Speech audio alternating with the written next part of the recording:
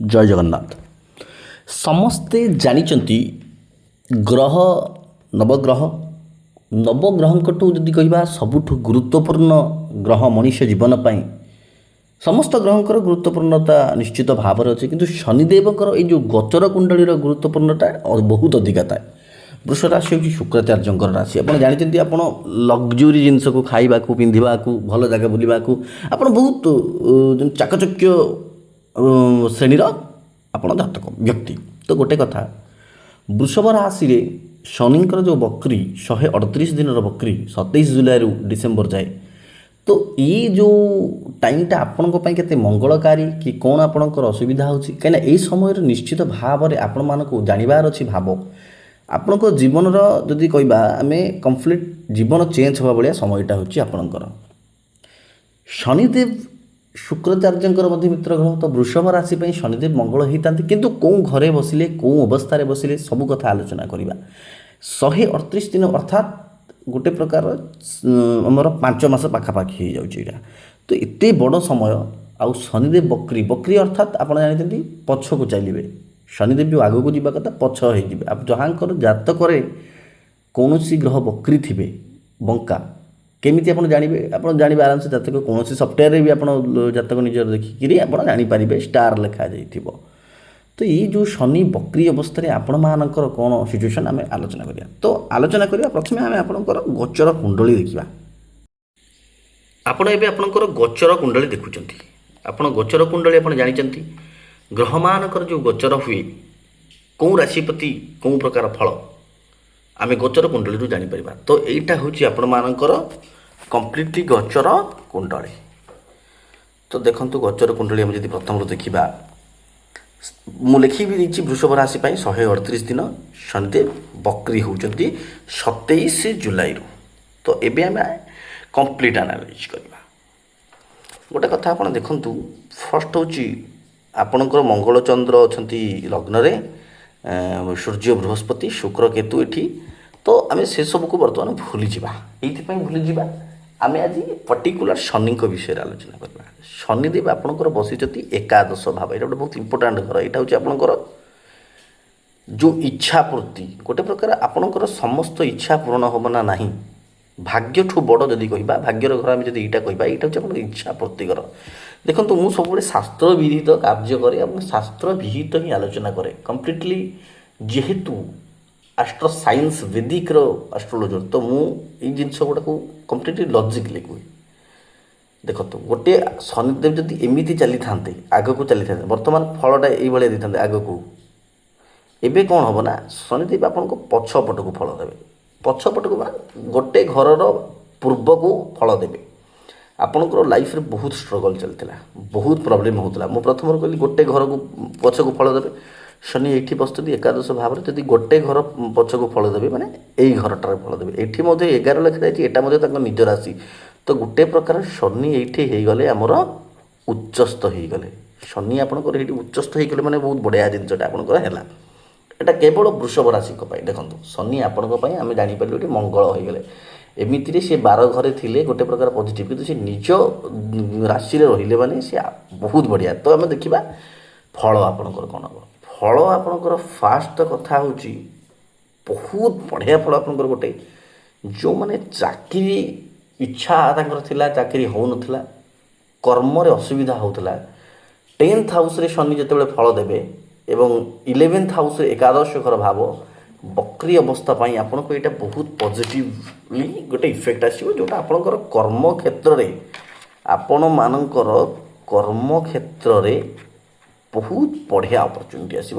ବ୍ୟବସାୟ କ୍ଷେତ୍ରରେ ଯଦି ଆମେ ଆଲୋଚନା କରିବା, ଶନିଦେବ ବହୁତ ବଢ଼ିଆ ଏଠି ଫଳ ଦେବେ ଆପଣମାନଙ୍କ ପାଇଁ, ବହୁତ ବଢ଼ିଆ ଫଳ ଦେବେ। ସ୍ଲୋ ଚାଲିବେ କିନ୍ତୁ ବହୁତ ବଢ଼ିଆ ଫଳ ଦେବେ ଆପଣମାନଙ୍କର। ଶନିଦେବଙ୍କର 7th ଦୃଷ୍ଟି ଏମିତି ଗଣିବେ ଆପଣ, 1 2 3 4 5 6 7, ପଛପଟେ ମୁଁ ଦେଖିଲେ ଆପଣ ନେଲି ଏପଟେ ସେ ଯେଉଁ ଜାତକର ଗୋଚର ହେଇଥାଏ, କିନ୍ତୁ ମୁଁ ଏଇଟା ଏପଟେ କାହିଁକିନା ବକ୍ରି ବକ୍ରି ଆପଣ ବକ୍ରିର ଅର୍ଥ ଟିକେ ଭଲ କି ବୁଝନ୍ତୁ, କାହିଁକିନା ଆପଣଙ୍କ ଜୀବନ ପାଇଁ ବହୁତ ଇମ୍ପୋର୍ଟାଣ୍ଟ କଥା ଏଇଟା। ଆପଣ ଷ୍ଟାର ଦେଖିବେ କୌଣସି ଏକ ସଫ୍ଟୱେୟାରରେ। ତ ଶନିଦେବଙ୍କର ଯେଉଁ ଏଇ ଦୃଷ୍ଟିକୁ ଗଲା, ଆପଣ ଯେଉଁ ପଇସା ଲଗେଇ ଦେଉଥିଲେ, ଆପଣଙ୍କର କ୍ଷତି ହେଉଥିଲା ବହୁତ ଜିନିଷ ଗୁଡ଼ାକ, ସେଇ ଜିନିଷ ଗୁଡ଼ାକ ଏବେ ଆପଣମାନଙ୍କର ଆଉ ହେବ ନାହିଁ। ଆପଣମାନଙ୍କର ଲସ୍ ଯେଉଁ ଜିନିଷଟା ଆପଣମାନେ ଲସ୍ରୁ ବାହାରିଯିବେ। ଆଉ ଯଦି ଗୋଟେ ଇମ୍ପୋର୍ଟାଣ୍ଟ କଥା ଆମେ କହିବା, ଏଇଠି ମଙ୍ଗଳଚନ୍ଦ୍ର ବି ଅଛନ୍ତି, ଏଇଠି ମଙ୍ଗଳଚନ୍ଦ୍ର ହେଉଛି ଲକ୍ଷ୍ମୀ ଯୁଗ। ତ ଆପଣମାନଙ୍କ ପାଇଁ ଗୋଟେ ପ୍ରକାର ବହୁତ ଇମ୍ପୋର୍ଟାଣ୍ଟ ସମୟ ହେଇଯିବ ଏଇ 138 ଦିନ 27 ଜୁଲାଇ ପରେ।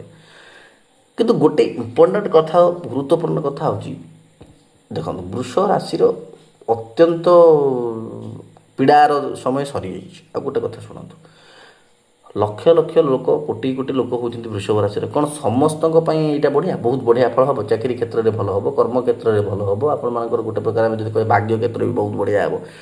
କ'ଣ ସମସ୍ତ ପ୍ରକାର ବୃଷଭ ରାଶିମାନଙ୍କ ପାଇଁ ଭଲ ହେବ? କେବେ ନୁହଁ। ଗୋଲ୍ଡେନ୍ ପିରିୟଡ଼ ହେଉଛି ସେମାନଙ୍କ ପାଇଁ, ବୃଷ ରାଶିର ସେଇମାନଙ୍କ ପାଇଁ ଯେଉଁମାନଙ୍କ ଜାତକରେ ମଧ୍ୟ ଶନିଦେବ ଠିକ୍ ପୋଜିସନ୍ ଥିବେ। କେମିତି ଆପଣ ଜାଣିବା? ଶାସ୍ତ୍ର କହେ ଆପଣ ଆପଣଙ୍କର ଜାତକ ଦେଖିବେ, ଆପଣଙ୍କ ଜାତକରେ 6ଠ ଘର, 8ମ ଘର, 12 ଘର ଆପଣ ଚେକ୍ କରିବେ। କେଉଁ ଘର ଆପଣ ଚେକ୍ କରିବେ ମୁଁ ପ୍ରଥମରୁ ଆପଣଙ୍କୁ କହିଦେଲି, 6th house, 8th house, 12th house. ଯଦି ଆପଣ ଦେଖିବେ ଏଇ ଘରେ ଶନି ବସି ନାହାନ୍ତି ତ ବହୁତ ବଢ଼ିଆ। ଯଦି ବସିଛନ୍ତି ତାହେଲେ ଆପଣଙ୍କୁ ଫଳ ମିଳିବ ନାହିଁ। କିମ୍ବା ମେଷ ରାଶିରେ ନଥିବେ, ଅର୍ଥାତ୍ ଏଇଠି 1 ଲେଖାଯାଇଛି, ଜାଣିଛନ୍ତି ଆପଣ ଜାଣିଛନ୍ତି 1, ତ ଆପଣଙ୍କ ଜାତକରେ ଦେଖିବେ 1 କେଉଁଠି ଲେଖାଯାଇଛି। ଯଦି 1 ଯେଉଁଠି ଲେଖାଯାଇଥିବ, 1 ଅର୍ଥାତ୍ ମଙ୍ଗଳଙ୍କ ରାଶି, ଅତ୍ୟନ୍ତ ଶତ୍ରୁ ତାଙ୍କ ଭିତରେ, ତ 1 ଘରେ ଯେମିତି ଶନିଦେବ ନ ବସୁଥାନ୍ତୁ। ଯଦି 6, 8, 12ରେ ଥିବେ, 1ରେ ଯଦି ଥିବେ, ଯେତେ ଉଚ୍ଚ ହେଲେ ମଧ୍ୟ ଆପଣଙ୍କୁ ଫଳଟା ଖରାପ ମିଳିବ। ସେଇଠି କ'ଣ ମନେ କହିଲ, ଶନିଦେବ ବାଧ୍ୟ ହେଇଯିବେ ସେଇଠି ଆପଣଙ୍କୁ ଅଶୁଭ ଫଳ ଦେବାକୁ।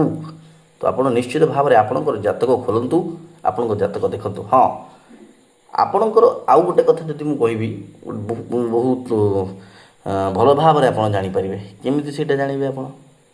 ଆପଣ ଦେଖିବେ, ପ୍ରଥମ ତ ଗୋଟେ 6, 8, 12 ଦେଖିଲେ, ଆପଣ ସେଇଠିକାର ଦେଖିବେ ନମ୍ବର ଦେଖିବେ। ଶନି ଆପଣଙ୍କର କେଉଁଠି ବସିଛନ୍ତି ସେ ନମ୍ବର ଲେଖିବେ। ଯଦି 2 ଲେଖାଯାଇଥିବ, ଯଦି ଆପଣ ଦେଖିବେ ଆପଣଙ୍କର ଏଇ ଶନିଦେବଙ୍କ ପାଖରେ ଯେଉଁଠି ବି ଆପଣଙ୍କ ଜାତକରେ କେଉଁଠି ବି ବସିଥିବେ ଶନିଦେବ, ତଳେ ଯଦି 2 ଲେଖାଯାଇଥିବ, ବହୁତ ବଢ଼ିଆ, ବହୁତ ବଢ଼ିଆ। 6 ଲେଖାଯାଇଥିବ, ବହୁତ ବଢ଼ିଆ।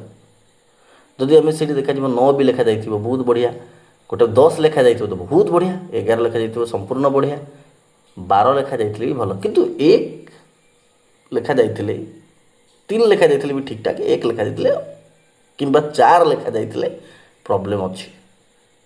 ଆପଣଙ୍କର ନିଜ ଜାତକ ଦେଖିଲେ, କାହିଁକି ମୁଁ ସବୁବେଳେ କହୁଛି ସମ୍ପୂର୍ଣ୍ଣ ଫଳ ଆପଣଙ୍କୁ ମିଳିବ, କିନ୍ତୁ କାହାକୁ ମିଳିବ କାହାକୁ ନ ମିଳିବ ସେଇଟା ଆପଣଙ୍କ ଜାତକରେ ଦରକାର। କାହିଁକି ଗୋଟେ ବୃଷଭ ରାଶିର ଲୋକ କୋଟିଏ ଟଙ୍କା ଇନକମ୍ କରୁଥିବ, ଗୋଟେ ବୃଷଭ ରାଶି ଗୋଟେ ଟଙ୍କା ପାଇଁ ତରସୁଥିବ।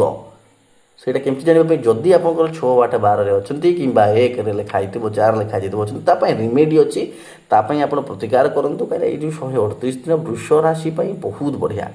ଆପଣ ନିଜର ଜାତକ କୌଣସି ଏକ ଭଲ ଜ୍ୟୋତିର୍ବିଦ କିମ୍ବା ଆପଣ ଆମକୁ ମଧ୍ୟ କଲ୍ କରିପାରିବେ। ହଁ, ଗୋଟେ କଥା, ଆମକୁ ଯେଉଁ ଆପଣ କଲ୍ କରୁଛନ୍ତି, ଯଦି କୌଣସି ସମୟରେ ଆମେ ଫୋନ୍ ଉଠାଇ ପାରୁନୁ, ବହୁତ କ୍ଲାଏଣ୍ଟ ଆମର, ତ ଆମେ ଅଫଲାଇନ୍ ଆଉ ଅନଲାଇନ୍ ଦୁଇଟା ଦେଖାଉଛୁ, ତ ଆପଣ ଆମକୁ ଯଦି ଫୋନ୍ ଉଠାଇ ନ ପାରୁଛୁ, ଆପଣ ଆମକୁ ମେସେଜ୍ କରିଦିଅନ୍ତୁ ହ୍ୱାଟ୍ସଆପ୍ରେ। ଆପଣଙ୍କର ଦେଖନ୍ତୁ ଏକ୍ଜାକ୍ଟ ଜନ୍ମ ତାରିଖ, ଜନ୍ମ ସମୟ, ଜନ୍ମ ସ୍ଥାନ, ନାଁ ପଠାନ୍ତୁ। ଦେନ୍ ଆମେ ଆପଣଙ୍କୁ ଅଳ୍ପ ସମୟ ଭିତରେ, ଅବଶ୍ୟ ସେଇ ଦିନ କି ତା ପରଦିନ ଆପଣଙ୍କୁ କଲ୍ ଯିବ। ଆଉ ଆପଣଙ୍କ ଜୀବନର ପ୍ରତିଟି ଜିନିଷଟାକୁ ଆମେ ହିସାବ କରିବା, ରିମେଡ଼ି ସହ, ପ୍ରତିକାର ସହ କରିବା। ଆମର ଚାର୍ଜେସ୍ ମୁଁ କହିଦେଉଛି, ନର୍ମାଲ୍ ଚାର୍ଜେସ୍, ଆମର ବେଶୀ ଚାର୍ଜେସ୍ ନାହିଁ। 399 ଟଙ୍କା ଆମେ ପୁରା ଲାଇଭ୍ ପ୍ରେଡ଼ିକ୍ସନ୍ କରୁଛୁ, ଯେଉଁଟା ମୁଁ ଅନଲାଇନ୍ ନହେଲେ ଅଫଲାଇନ୍ରେ 2000 ଟଙ୍କା ନେଉଛି, 1500 ଟଙ୍କା ନେଉଛି ଅତି କମ୍ରେ। ତ 399 ଟଙ୍କା, ଏଇଟା ଅନଲାଇନ୍ ପାଇଁ କେବଳ। ଆପଣଙ୍କ ଜୀବନର ପୁରା ଘଟଣା ଆପଣ ଆମ ସାଥିରେ ଫୋନ୍ରେ ଡିସ୍କସନ୍ କରିବେ, ଆପଣଙ୍କ ପ୍ରୋବ୍ଲେମ୍ ଡିସ୍କସନ୍ କରିବେ। ଏଇ ଯେଉଁ ଜିନିଷ ଆପଣ ଜାଣିବା ଦରକାର, କାହିଁକିନା ଏଇ ଯେଉଁ ଆମେ ହିନ୍ଦୁ ଲୋକ, ତ ଗୋଟେ ପ୍ରକାର ଏଇ ଜିନିଷଟା, ଜ୍ୟୋତିଷ ଶାସ୍ତ୍ରଟା ଭଗବାନଙ୍କର ଏକ ସୃଷ୍ଟି, ପରାଶରୀ ମହାରାଜଙ୍କର, ଭୃଗୁ ଋଷିଙ୍କର, ରାବଣଙ୍କର।